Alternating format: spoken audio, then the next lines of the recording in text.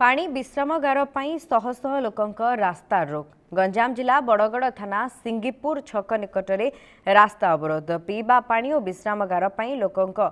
रास्ता रोक। सिंगीपुर गाँवर शह शह महिला और पुरुष रास्तार टायर जाली राज्य राजपथ को अवरोध करते। रास्तार हांडी माठिया गरा रखी महिला आंदोलन चलता बेले अन्यपटे टायर जाली विश्रामगार निर्माण करने को दाबी होइछि। फल उभय पटे गाड़ी चलाचल बंद रही। घटनास्थल में सोरडा बीडीओ और बड़गड़ पुलिस पहुंची उत्त्यक्त लोकों को बुझासुझा करुछि।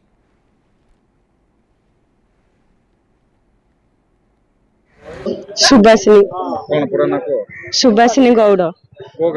सिंगुपुर कौन आज राजरास्ता पर बसन सब महिला माने आज्ञा आम छुआ माने जो स्कूल को जाउछथि मेघ घड़घड़ी पवन रे आ दुकान को से दुकान होती स्कूल को गले बही पत्र सब तिंतुची छकुरु एतियो जा धूर गाँ को आउ आमे देखे पानी दरकार से विश्राम घर दरकार पानी दरकार पानी हेले केते वर्ष होला बंद हो गलानी आमे बंध पानी पिउचु आमे देखे घर दरकार आगे पानी दरकार अच्छा ए विषय रे काउ के अभियोग करथिले कि कुआ होउची आगा हम गाँ रे सभापति सेक्रेटरी सब बेले गाँ रे मीटिंग करिगिरी कुआ होउची तांग कथा मानु नाहंदी एबे राति रे मीटिंग बइगिरी एबे आउथरे हम लेडीज मानु को सब डकैचदी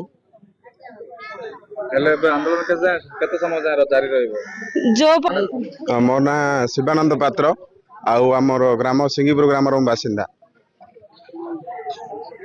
कौन सब समस्या थी राजरास्ता पर अवरोध कर रखिछन राजरास्ता को अवरोध करियार कारण हला जे आम ग्रामर छकरे गोटे 70 वर्ष होला गोटे रेस्ट रूम थिला जाकि आमे विश्रामगार कहबा एवं एठिक आमर 10-12 खंड लोक डिपेंड करंती एवं से जो डिपेंड भितरे 70 वर्ष भितर से घर पुनरुद्धार निमंते कार्य आसला किछिटा व्यक्ति ताकू फ्रॉड करिकरी निज नाम रे तार जालियाती करिकरी जमीटा तांको नारे हड़प करचंदी बट आमे से घर पुनरुद्धार निमंते जेतेबेले बाहरलु सेतेबेले हमकु इनफॉरमेशन आसिला जे से घरटी अन्य नारे हे जाईछि तो जो नारे हे जाई से भद्र व्यक्ति डका जाऊ तार किछि गोटे नियमित समाधान करा जाऊ एवं हमर रेस्ट हाउस टी हमकु पुनरुद्धार निमंते आवश्यक बा अधिकार दिया जाऊ। पानी रो समस्या देखो कहबा गले जल ही जीवन एवं आमर गोटे 300 घर बस्ती भितर जदि 3टी ट्यूबवेल आम चले समस्यार समाधान सम्मुखीन बाध्य रहा एवं कहबार आवश्यक जे यथाविधि अनुसार आमको पानी मिल जाऊ यह हूँ आमर प्रतिवाद।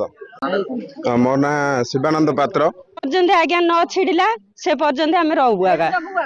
है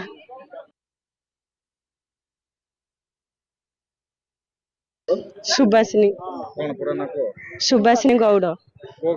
सिंगुपुर कौन आज राजरास्ता पर बसन सब महिला माने आज्ञा आम छुआ माने जो स्कूल को जाउछथि मेघ घड़घड़ी पवन रे आ दुकान को से दुकान होची। अधिक सूचना पे हम सहित जोड़ी होइछन्ति प्रतिनिधि लोकनाथ महांती रहिछन्ति। लोकनाथ जानबा पई चाहिबू ए दीर्घ दिनर पानी समस्या नै रास्ता अवरोध केवल एतिके नुहे विश्रामगारटी पई मध्य शह शह लोक माने रास्ता अवरोध करितवार चित्र धरिछि। शह शह लोकों द्वारा यही रास्ता अवरोध करा जाइछि। विभिन्न महिला पानी पाई गरा बाल्टी धरी मध्य अवरोध करिसेंति। पूरा घटना कौन रही एवं दाबी पूरण वर्तमान सुधा करबा पई कोनोसी प्रतिश्रुति मिली कि देखो शुभस्मिता निश्चित भाव कहीपर जो रही विश्रामगार कथा प्रथम आलोचना करवा कारण जो विश्रामगार रही जहाँ मेन रोड टार जो रही सिंगीपुर ग्राम ता बर्तमान गोटे पाखापाखि 700 ରୁ 800 मीटर हम जहाँफल जो सिंगीपुर ग्राम 300 ରୁ ऊर्ध्व परिवार बसवास करती छोट पिलाटर आरंभ कर वृद्ध पर्यंत से जितेबाला गोटे बस को अपेक्षा करती ठीक से समय जो मेन रोड रही गोटे विश्रामगार आगुरी निर्माण होता पूर्वपुरुष किंतु बर्तमान 7 वर्ष कि 8 वर्ष धरी से विश्रामगार संपूर्ण भाव भांगी जाइए भग्नावशेष होता किंतु से बारंबार जो रही गोष्ठी उन्नयन अधिकारी से पाखक आसी जोगाजोग करते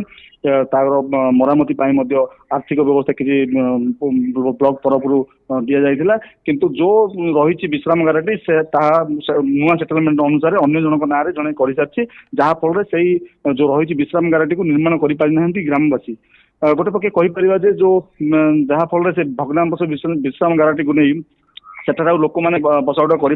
पिलाठू आरंभ कर बुढ़ा बुढ़ी पर्यंत जहाँफल ए बारंडा से बारंडा होगा फल बहुत असुविधार सम्मुखीन होगा कथा कहते प्रथम द्वितीय कथा रहा जेहेतु बर्तमान खरा दिन चली ଜଳର ଘୋର ଅଭାବ ଦେଖିବାକୁ ମିଳୁଛି।